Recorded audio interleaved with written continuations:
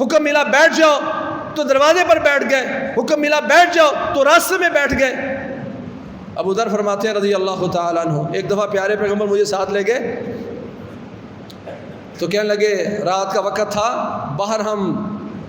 صحیح بخاری و مسلم کی روایت، باہر صحرا میں نکلے تو یہاں مجھے کھڑا کر گئے، کہنے لگے یا ابا ذر لا تبرح مکانک حتی ارجع، اے ابو ذر اس جگہ پہ کھڑے رہنا، تو نے حرکت نہیں کرنی جب تک میں واپس نہ لوٹوں۔ اتنا حکم دیا رسول اللہ صلی اللہ علیہ وسلم نے۔ فضیلت الشیخ مفتی عبداللطیف، اسلامک اسکالر، کہتے ہیں یہاں سے آگے گئے تو اچانک آوازیں آنا شروع ہو گئی، اور دوسری حدیث میں الگ سے روایت موجود ہے کہ پیارے پیغمبر میں بعد میں وضاحت کی کہ جبریل آئے تھے تو کچھ مکالمہ ہوا ہے۔ تو کہتے ہیں جب آوازیں آنا لگ گئیں تو میرے دل میں خوف پیدا ہوا کہ کہیں پیارے پیغمبر کو کوئی نقصان نہ پہنچا دیا جائے، کوئی آپ پر حملہ نہ کر دے۔ بس میں وہاں سے اٹھنے ہی لگا تھا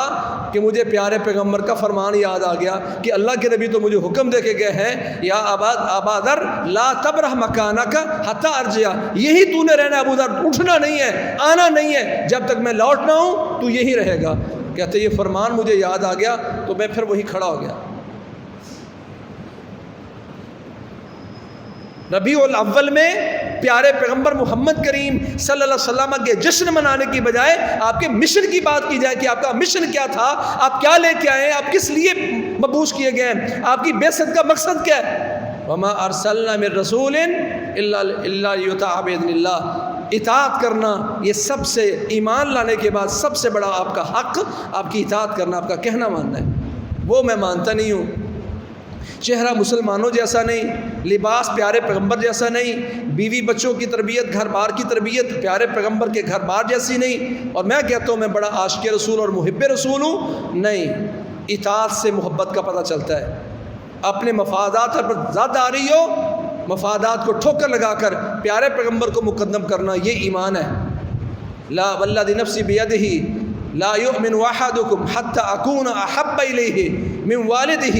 وولدہ والناس اجمعین، قسم اس ذات کی جس کے ہاتھ میں میری جان ہے، تم میں سے کوئی ایک بندہ تب تک مومن نہیں ہے جب تک دنیا کی ہر چیز سے زیادہ مجھے پیار نہ کرے، اپنے والدین سے زیادہ مجھے محبوب نہ سمجھے، اپنی اولاد سے زیادہ مجھ سے پیار نہ کرے، اور تمام لوگوں سے بڑھ کر میری قدر نہیں کرتا، میری بات نہیں مانتا، میری اطاعت نہیں کرتا، وہ مومن نہیں ہے۔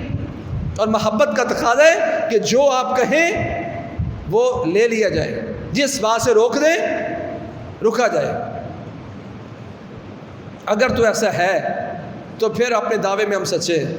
اس میں اگر کمزوری ہے، جتنی کمزوری ہے پھر اتنا ہی ایمان کمزور ہے۔ اللہ ہمیں رسول اللہ صلی اللہ علیہ وسلم پر ایمان لانے کے بعد، آپ کا محب ہونے کے بعد، آپ کی مکمل اطاعت اور اتباع اور فرما برداری کرنے کی اللہ توفیق دے۔ آپ کے ہر بات کو، آپ کے ہر اسلوب کو، آپ کی ہر تعلیم کو سینے سے لگا کر دنیا اور آخرت میں اللہ عزت نصیب فرمائے، اور